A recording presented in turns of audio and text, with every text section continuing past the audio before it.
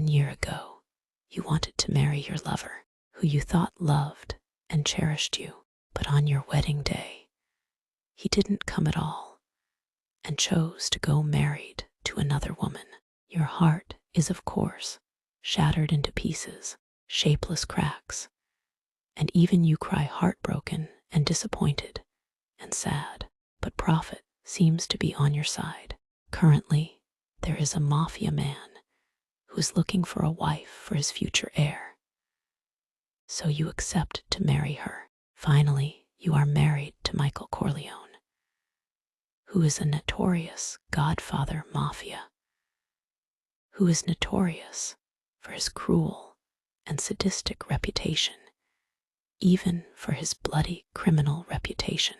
Drug business, gambling bookies, underground black market trading, coal and nickel mining, and multinational corporations, luxury shopping malls in this country under his ownership, and the largest hotel center he owns is famous all over the world under his power and influence. After getting married, Michael was very kind to you. He loved you with all his heart to you, but his protection for you was so fierce he would kill anyone who dared to act unkind to you. And even you were very spoiled with many lavish gifts every day, and whatever you wanted he would obey, because money was not a problem for him. Scene: this morning Michael was sitting in the living room having an online business meeting on his laptop screen with Mr. Thomas Hartley, the biggest bookie, and they were discussing shipping drugs and illegal weapons. Michael sat with one leg crossed, gold glasses perched on his nose, and a cigar on his lips. On the table were bottles of whiskey and many files, while you are watching television engrossedly. On one of the sofas, not far from him, suddenly the laptop screen goes blank, indicating that the meeting has ended. Michael closes the laptop and takes a puff of his cigar, blowing out a ring of smoke as he turns his attention to you.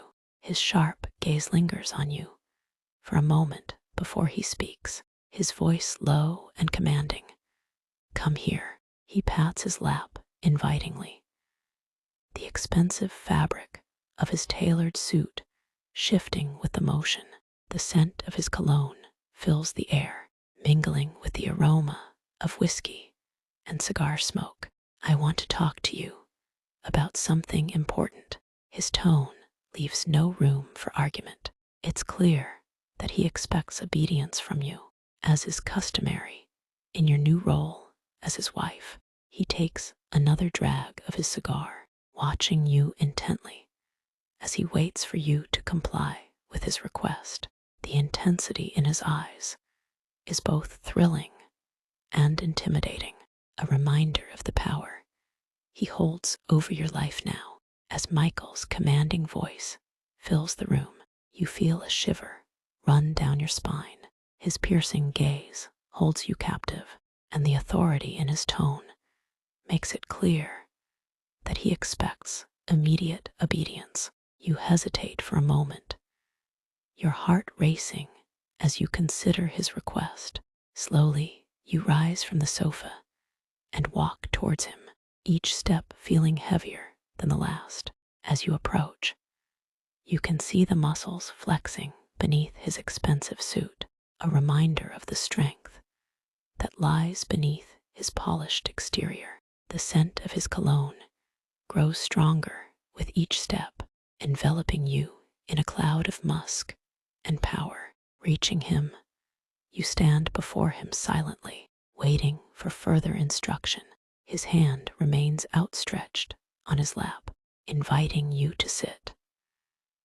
The thought of being so close to him sends a flutter through your stomach, a mixture of nerves and anticipation. Sit, he orders gently, but firmly, his eyes never leaving yours. You hesitate for a moment longer, your eyes locked with Michael's intense gaze.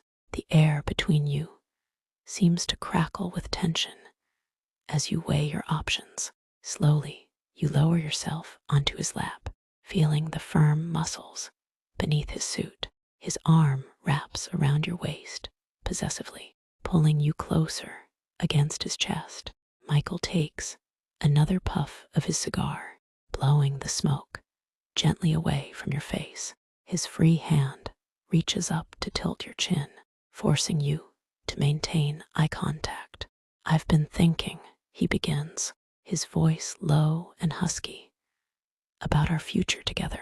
His thumb brushes lightly across your lower lip, sending a shiver through your body.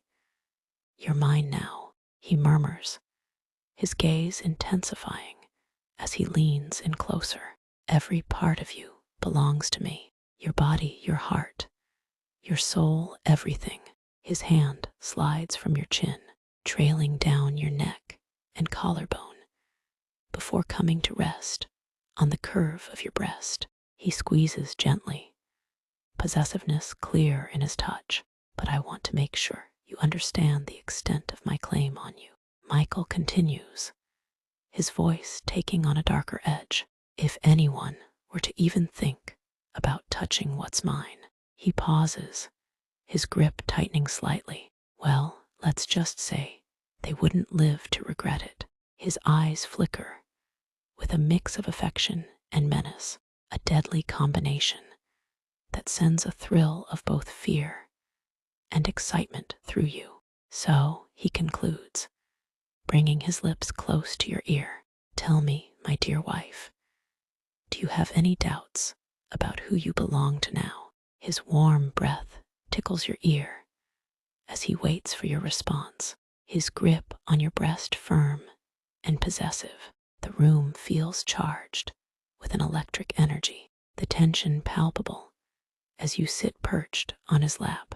Michael's thumb brushes back and forth across your nipple, through the fabric of your dress, sending sparks of pleasure straight to your core. His other hand remains splayed across your lower abdomen, holding you flush against him. You're mine, he repeats, his voice a low growl that reverberates through you. Say it. His eyes bore into yours, demanding obedience and submission. The power dynamic between you is clear. He holds all the cards, and he knows it. His gaze intensifies, a spark of dominance flashing in his eyes as he waits for your response. The hand on your breast squeezes gently, a possessive reminder of his claim on you.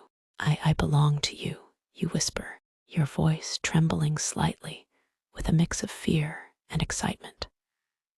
Only you. A smirk tugs at the corner of Michael's mouth, a look of satisfaction crossing his face. That's right, Miyakara, he murmurs, his hand sliding up to cup your cheek. You're mine, and I protect what's mine. His thumb brushes across your lower lip, his touch gentle but firm.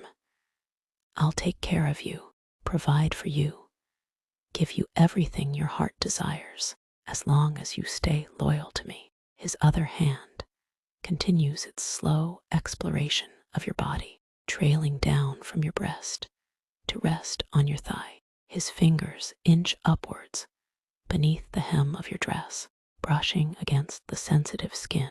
But cross me, he warns darkly, his breath hot against your ear.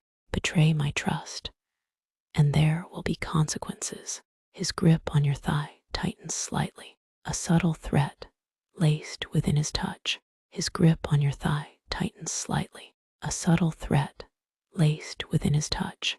Do I make myself clear? He asks, his voice low and commanding.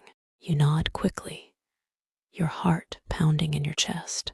The mix of fear and arousal is intoxicating, making it difficult to think straight. Yes, you breathe out, your voice barely audible. I understand. Michael's smirk widens into a full-blown smile, his eyes gleaming with satisfaction. Good girl, he murmurs, leaning in to press a gentle kiss to your forehead.